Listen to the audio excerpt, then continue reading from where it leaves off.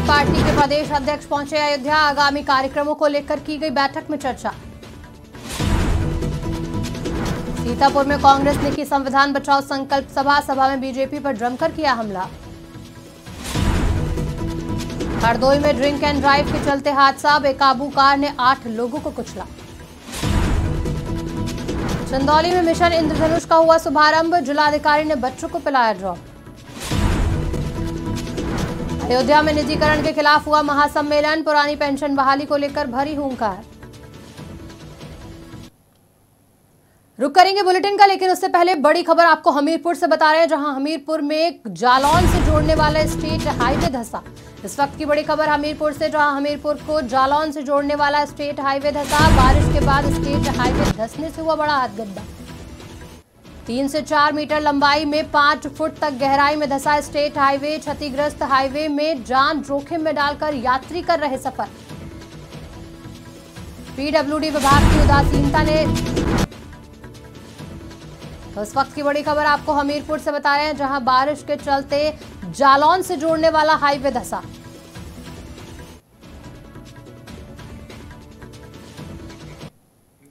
बड़ी खबर उन्नाव से, जहां उन्नाव पुलिस को बड़ी सफलता हाथ लगी। अंतरजनपदीय वाहन चोर को पुलिस ने किया गिरफ्तार। चोरी की गई 9 मोटरसाइकिल पुलिस ने की बरामद। अयोध्या, लखनऊ, हरदोई और उन्नाव से चोरी हुई थी बाइक। पकड़े गए अभियुक्त पर दर्ज है कई आपराधिक मुकदमे। थाना दही पुलिस ने अभियुक्त को पुरवा मोड़ से किया गिरफ्तार।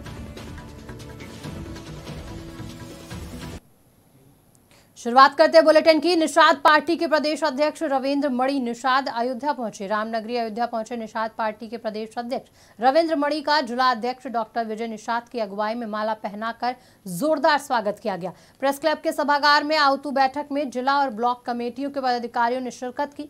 बैठक में आगामी 16 अगस्त को निषाद पार्टी के स्थापना दिवस, 31 अगस्त को क्रिमिनल ट्राइब्स एक्ट और 21 नवंबर को विश्व मछुआ दिवस पर प्रदेश में आयोजित होने वाले कार्यक्रमों को सफल बनाने पर चर्चा की गई।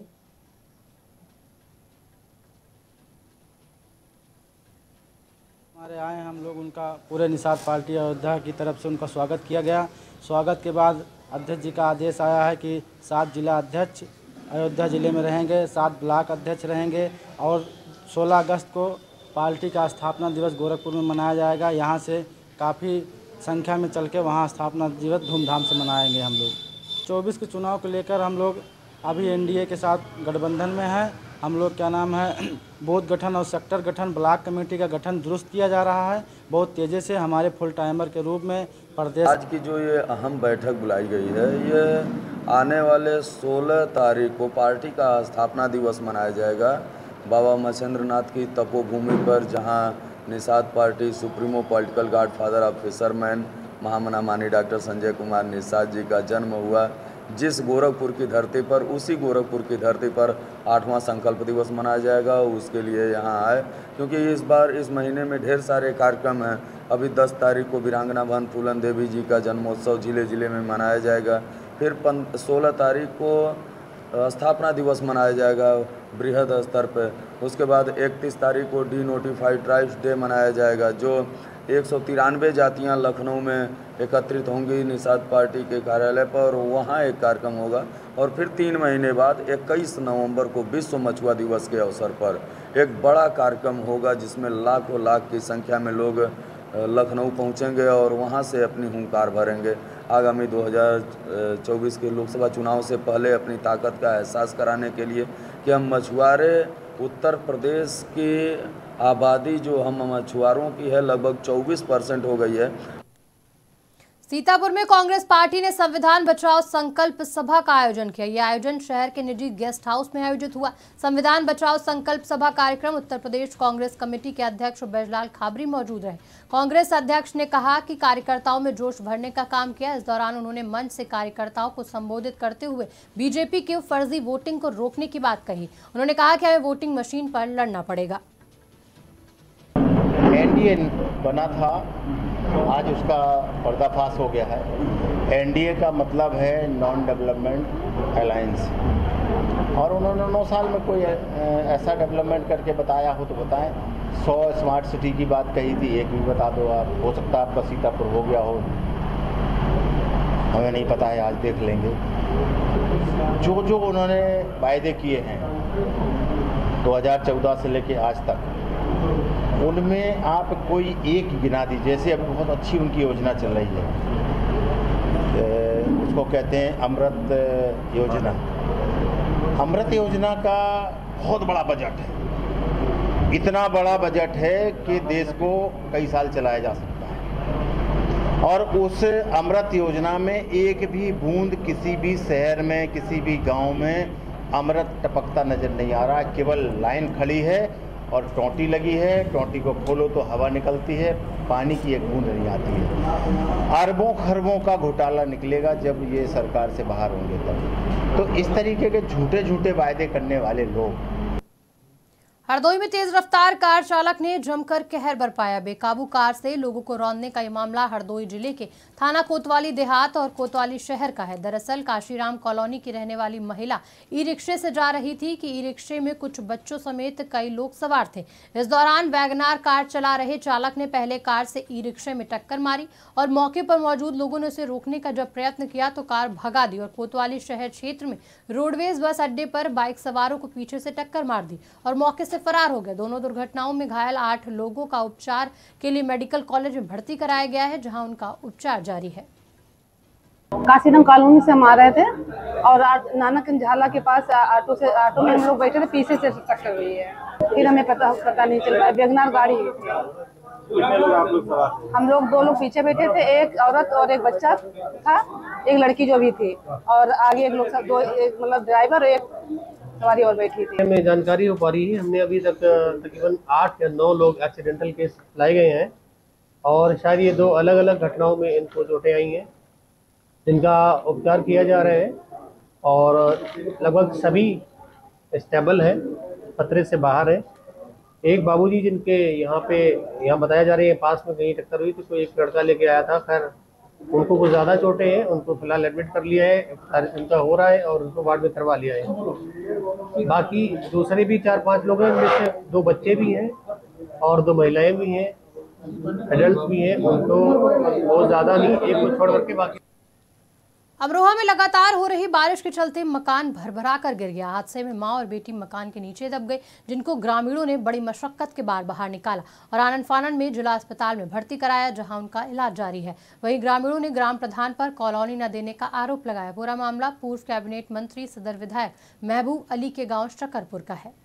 यह है कि बरसात में बचने के लिए पानी खींच रहे थे, ऊपर से अचानक टीन गिरी और कई दफा गाँव ग्राम प्रधान से शिकायत दिखी गई कॉलोनी के लिए, पर इनको कॉलोनी नदी पे कॉलोनी नहीं मिली, किसी को देते हैं। अच्छा, इनके गरीबों की काट कर और किसी में बांट दिया जाता है, पर इनके यहाँ खाने। हम पानी खींच रहे थे सब, मेरी सास का पैर जला हुआ था, वह पे आराम कर रही थी और मैं और मेरा देवर हम पानी जब खींच रहे थे ना, तो अचानक से टीन टूट के नीचे गिर गई। मेरी सास भी और हम भी सब यहीं पे दब गए और जब चचा ने निकाला हमें यहाँ से टीन में से, यहाँ पे टीन टूट गई थी ना, तो बच्चे भी दब गए थे, छोटे भी और बड़े भी। और मेरी सास की चोट सिर में लगी और मेरी नंद के भी सिर में चोट लगी और मेरे देवर के भी सिर में चोट लगी। अमृत भारत योजना के तहत दर्शन नगर और भरत कुंड का भी रीडेवलपमेंट किया जाएगा। पीएम मोदी ने वर्चुअली इसका शिलान्यास किया। इस दौरान अयोध्या सांसद लल्लू सिंह ने आधुनिक सुविधाओं से दर्शन नगर रेलवे स्टेशन और भरत कुंड का रीडेवलपमेंट करने की बात कही।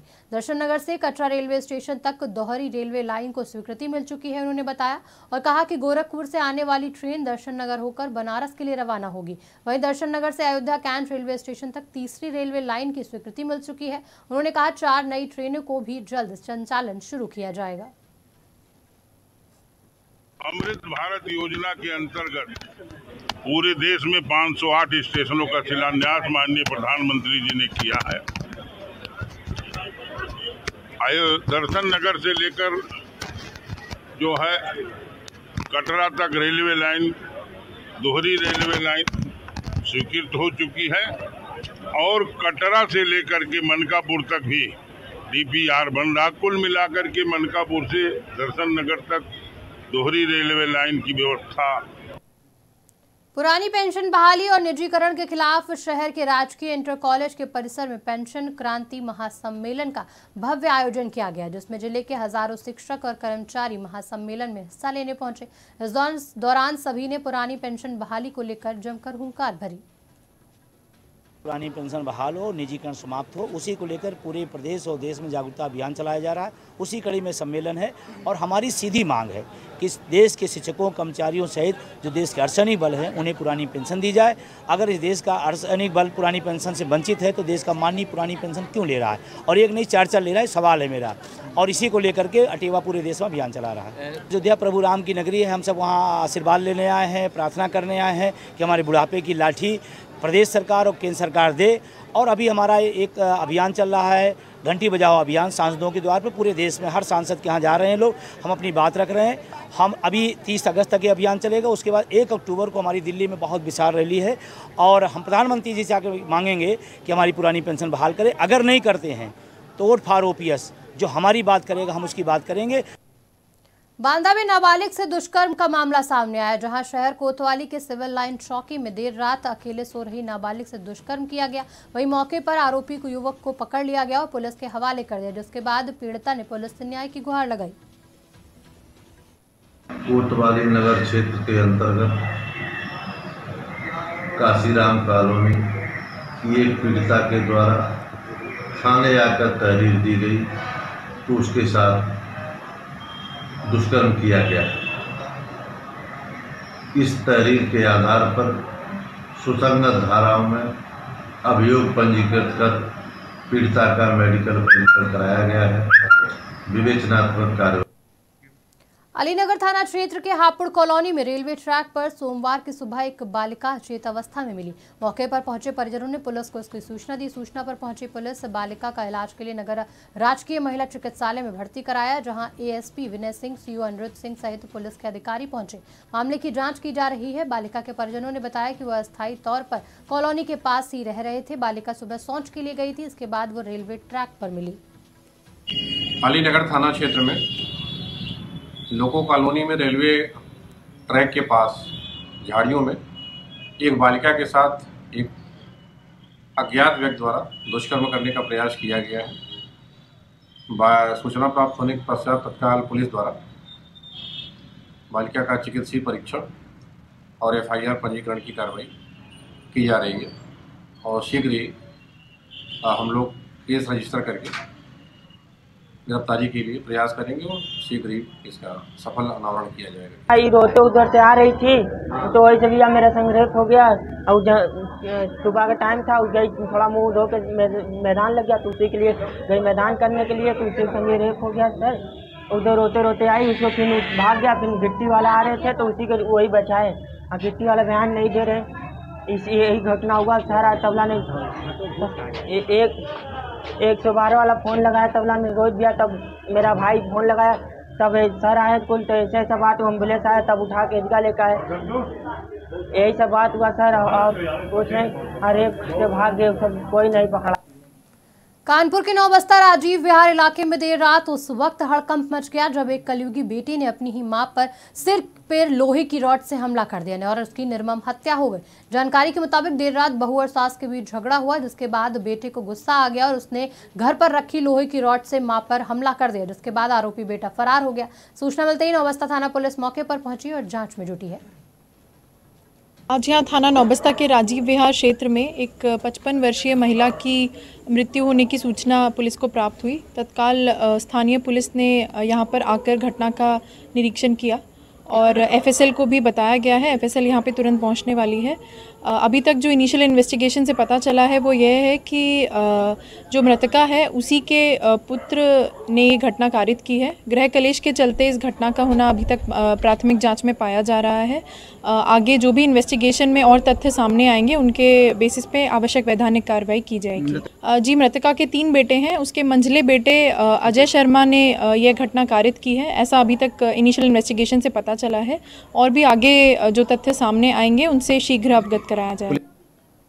सीतापुर में सावन के 5वें सोमवार में शिव का जलाभिषेक करने जा रहे एक कांवड़िए के साथ दर्दनाक हादसा हुआ। यहां परिवहन विभाग की अनुबंधित बस ने सड़क पर कांवड़ लेकर जा रहे कांवड़िए को टक्कर मार दी, जिसके बाद कांवड़िए की मौत हो गई। घटना के बाद गुस्साए कांवड़ियों ने सीतापुर लखीमपुर मार्ग को जाम कर दिया। मेहंदी घाट से जो है जल भर करके आ रहे थे, हरगांव तक आराम से आ गए। रात में हरगांव रुके, सुबह से चले, आराम से आ रहे थे। पुलिस प्रशासन कोई था नहीं। हम लोग अपनी व्यवस्था के साथ में सड़क के किनारे किनारे चल रहे थे। रोडवेज बस वाला अचानक आया और उसने स्पीड स्लो तक नहीं की और बिना हॉर्न दिए और वो जो कांवड़िया था उसके कट मार करके वो बस चला गया। अच्छा, तो आज सुबह थाना हरगांव के अंतर्गत सीतापुर लखीमपुर रोड पर बॉर्डर के पास में एक ये दुर्घटना हुई है, जिसमें कांवड़ का एक जत्था अपना पूजा अर्चन के कार्यक्रम से जा रहा था। इनको ने ट्रैक्टर ट्रॉली अपनी रोड के किनारे खड़े हुए थे और उसी समय पीछे से आती हुई एक रोडवेज बस के द्वारा इनमें से एक व्यक्ति को टक्कर मारी गई, जिससे उनकी मौके पर ही दुखद मृत्यु हो गई। इनका नाम अनूप मिश्रा और ये ओवल जो जनपद खीरी के अंतर्गत है वहाँ के रहने वाले हैं। इनके परिजन भी वहाँ मौके पर आए थे। वहाँ पर इनको समझा उजा कर इन लोगों को बॉडी को अभी रवाना किया गया है। जो रोडवेज बस जिससे इनको टक्कर लगी थी उसको पकड़ लिया गया है, उसके चालक को हिरासत में ले लिया गया है। उचित धाराओं में अभियोग पंजीकृत करते हुए वैधानिक कार्रवाई की।